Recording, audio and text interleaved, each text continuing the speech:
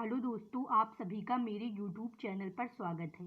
कहानी शुरू करने से पहले आप सभी से छोटी सी विनती है कि इस वीडियो को लाइक करें और चैनल को सब्सक्राइब करें। चलिए कहानी शुरू करते हैं। छोटी सी बात। रमा, ओ रमा, जरा मेरे लिए एक कप चाय तो बना ला, गरजते हुए आदेश दिया नलिनी ने। दौड़ती हुई साड़ी के पल्ले से हाथ पोंछते पोंछते आ खड़ी हुई उसके सामने रमा। क्या कह रही हैं दीदी? भोलेपन से उसने पूछा। तुझे तो कुछ सुनाई ही नहीं देता। चाय बना दे मेरे लिए, और शक्कर खूब सारी मत डाल देना। वो बर्तन धो रही थी ना दीदी, इसी से सुनाई नहीं दिया। बर्तनों की वजह से नहीं, ये जो 2 दर्जन चूड़ियां पहन रखी हैं, इनकी खनखन से तुझे सुनाई नहीं देता। शादीशुदा हूँ, तब ये तो पहननी ही हुई ना दीदी। उसके चेहरे पर खिलती हुई मुस्कान दौड़ गई। पता नहीं माँ कैसे झेल लेती हैं तुझे। अब जा, ना यहीं खड़ी रहेगी क्या? शादीशुदा तो मैं भी हूँ और मेरी सहेलियाँ भी, पर इतनी चूड़ियाँ डालकर हम अपने ऑफिस में कंप्यूटर पर काम करने लगी तो खनखनाहट से लोगों का सिर ही दुखने लगी। वो तो अच्छा है कि अजय और उनके घरवाले इस बात को समझते हैं, क्योंकि अजय की माँ कामकाजी जो रही हैं। ये क्या, अजय के बारे में क्यों सोचने लगी वो? उन्हीं से तो नाराज होकर माँ के घर चली आई है नलनी, और यही तो वजह है कि अपनी खींच सब पर उतार रही है, यहाँ तक कि रमा पर भी।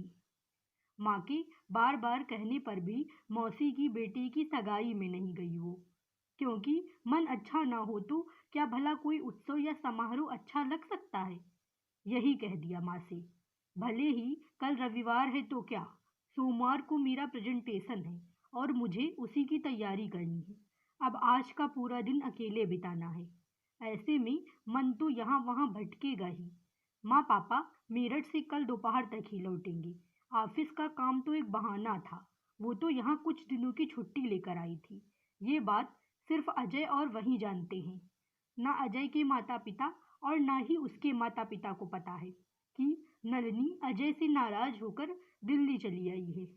नाराज भी क्यों ना होती, शादी के पहले ही उन दोनों ने तय किया था कि चूंकि वे दोनों कामकाजी हैं, इसीलिए घर का खर्च अजय चलाएंगे, और यदि उन्हें कोई बड़ी चीज खरीदनी होगी तो नलिनी उनकी मदद करेगी, या फिर अपने पैसों को जहाँ चाहे वह निवेश करेगी।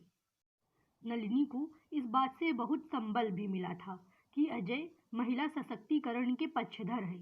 वे इस बात से खुश होते हैं कि नलिनी अपने कमाए हुए पैसों को अपने ढंग से खर्च करे या निवेश करे, पर अब उसे यही लग रहा था कि क्या उसकी सोच सही थी। लो दीदी चाय, ये कमबख्त तो कुछ सोचने भी नहीं देगी। मन में बड़बड़ाते हुए उसने चाय का कप थाम लिया। तुम हर समय ऐसे ही मुस्कुराती रहती हो क्या रमा? दिल खुश हो तो चेहरे पर दिख ही जाता है ना दीदी। कहाँ इसे छेड़ दिया। अब गए 5 मिनट, चाय भी चैन से नहीं पीने देती। कितना काम बचा है तुम्हारा? काम तो अगले 2 घंटे में खत्म हो जाएगा, पर माँ जी बोल के गई हैं कि आज के दिन यहीं रहूं। आप अकेली हैं ना, मैं तो सामान भी ले आई हूँ। माँ को भी मेरा चैन गवारा नहीं, इसे रुकने कह दिया। क्यों, तुम्हारे घर पर कोई काम नहीं है क्या तुम्हें? हमारे पति अपने घर गए हैं ना दीदी, 2 दिन को, तो क्या काम? माँ जी बोली हैं यही ज्यादा खाना बना ले और यहीं खा ले। और कोई नहीं है क्या घर पर? नहीं दीदी, शादी के बाद 2 साल तो हम अपने सास ससुर के साथ गांव में ही रहे, और पिछले साल ही तो यहाँ आए हैं इनके पास हम। तब तक जाने को नहीं कहूँगी, लगता है तब तक डटी रहेगी। लंबी सांस भरते हुए नलिनी ने सोचा। तो क्या बना ले दीदी? बड़े स्नेह से उसने पूछा। तुझे जो अच्छा लगे वो। उसका सौम्य चेहरा देखकर झिझकने की अपनी इच्छा पर जबरन काबू पाते हुए नलिनी ने कहा, पर अब जा और मुझे चैन से चाय पी लेने दे।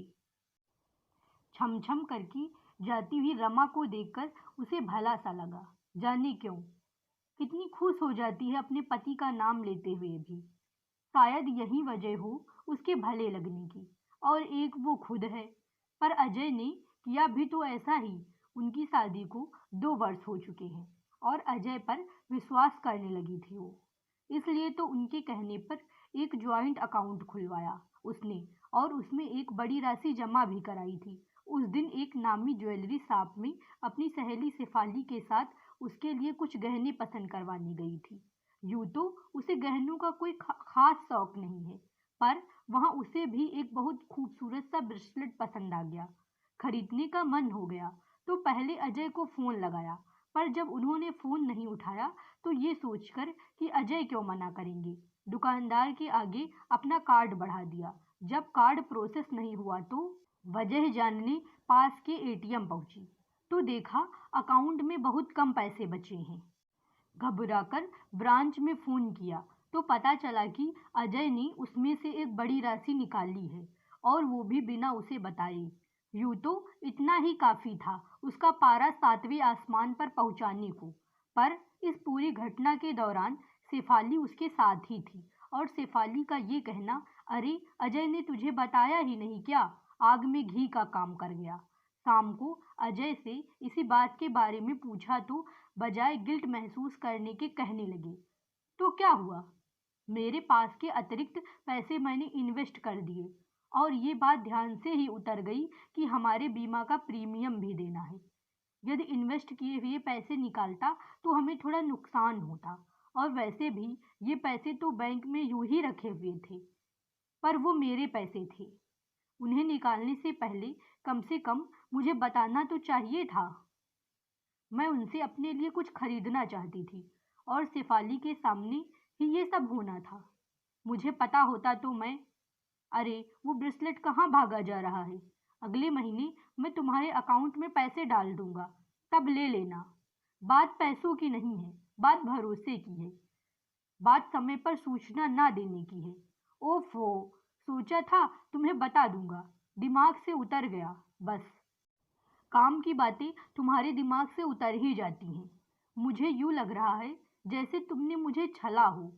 अच्छा बाबा, पैसे आते ही वो ब्रेसलेट दिलवा दूंगा। नहीं चाहिए मुझे, और मैं ऑफिस भी नहीं जाना चाहती। शेफाली तो वैसे भी एक की चार लगाने वालों में से है।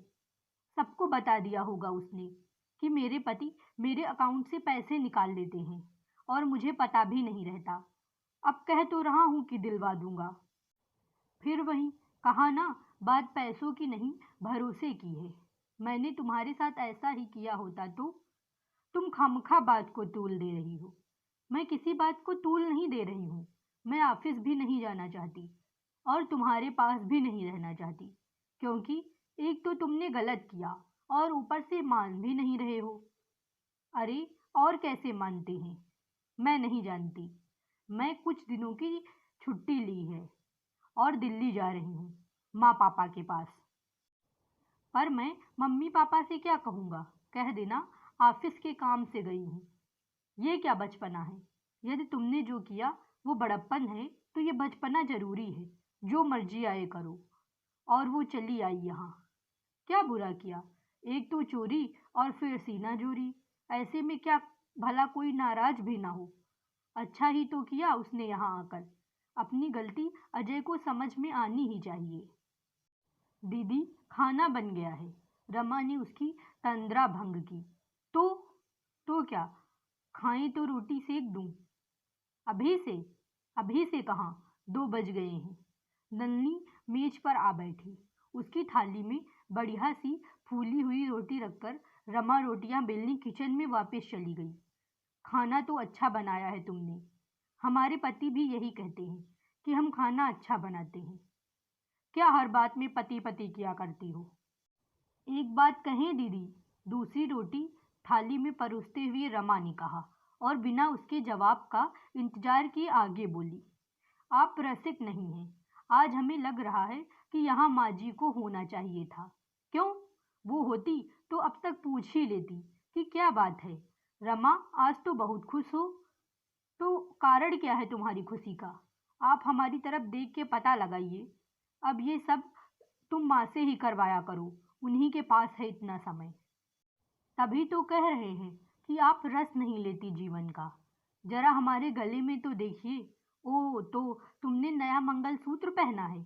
हाँ, जाने से पहले हमारे पति बनवा के पहनवा के गए हैं। तभी उनके नाम की माला जप रही हो। और क्या क्या बनवाता रहता है वो तुम्हारे लिए। बनवाते नहीं रहते हैं, इस बार बनवाया है। इसके पहले तो 2 बार हमसे बिना पूछे ही हमारे गहने बेच दिए थे। पहली बार बेचा तो हमारे लड़ने पर कहने लगे कि औजार खरीदने के वास्ते बेचे हैं, पैसे आएंगे तो बनवा देंगे। पर पैसे आने से पहले ही सास ससुर की तबीयत खराब हुई तो हमारे बचे हुए गहने फिर बिना पूछे बेच दिए। कहने लगे वक्त जरूरत पे हमारे पैसे तुम्हारे और तुम्हारे पैसे हमारे काम नहीं आएंगे तो कैसे चलेगा। 3 साल हो गए इस बात को। अब की मुनाफा हुआ तो हमारे वास्ते ये मंगलसूत्र और ये कान की बालियां बनवाई हैं। यह बताते हुए कान की बालियां दिखाने के लिए बड़े चाव से रमा उसके करीब आ गई। नन्ही समझ नहीं पा रही थी कि उसकी बालियों पर ज्यादा गौर करे या उसकी 100% खरी बातों पर। जब गहने बेचे तो तुम्हें गुस्सा नहीं आया उस पर? आया क्यों नहीं, हमने तो उनसे बात करनी भी बंद कर दी थी दीदी। पर फिर खुद ही सोचा गहने किसी इंसान से कीमती थोड़े ही होते हैं। पति साथ रहेगा तो गहने फिर बनवा लेंगे, भले ही यह ज्यादा पढ़ी लिखी नहीं। पर बात तो 16 आनी सही कह रही है। महिला सशक्तिकरण का झूठा दंभ परे कर दिया जाए तो लगभग यही वाकया तो उसके साथ हुआ है। खाना खत्म कर अलसाई हुई नलिनी ने बिस्तर पर लेटते हुए सोचा, पर कम से कम उसके पति ने उसके लिए गहने बनवाए तो। और एक अजय है, कल से आज तक उनका एक फोन भी नहीं आया। मनाना तो उन्हें आता ही नहीं। थोड़ा सा मना लेते तो क्या रुक ना जाती वो। पर छोड़ो रमा, मैं सो रही हूँ। बेल बजे तो मुझे जगाना मत, और तुम भी आराम कर लो। जब सोच सोच कर बहुत थक चुके हो तो सो ही जाना चाहिए। अरे माँ पापा पहुँचे कि नहीं ये तो पूछा ही नहीं। यह सोचते ही उसने अपने पर्स से मोबाइल निकाला तो देखा 2 मैसेज थे। और ये क्या, ये दोनों ही अजय के थे। पहला message, sorry Nalini, I agree, मुझे तुम्हें बताना चाहिए था। दूसरा message, I am coming to meet your parents, फिर हम साथ ही लौटेंगे। ओह, मैंने बेकार ही सोचा कि अजय को मेरी फिक्र ही नहीं है। क्यों नहीं होगी, आखिर वे मेरे पति हैं। मुझे ऐसा नहीं सोचना चाहिए था। मन कुछ हल्का हुआ तो उसने माँ पापा को फोन लगाया। वो सकुशल पहुंच गए थे। तभी बेल बजी। कौन है रमा? फूल, फूल वाला दीदी। यह कहते हुए उसने नलिनी के हाथ में एक बुके थमा दिया। लाल गुलाबों वाला वह बुके भी अजय ने ही भिजवाया था। उसने तुरंत अजय को फोन लगाया। अब क्या रुला ही दोगे? क्यों, क्या मेरा आना इतना बुरा लग रहा है? अरे तुम तो कुछ समझते ही नहीं हो। सब समझता हूँ। कहाँ हो? तुम्हारी दिल्ली में पहुंच गया हूँ। मेरे लिए पोहे बनाओगी? उतनी देर में घर पहुंच जाऊंगा। ओके।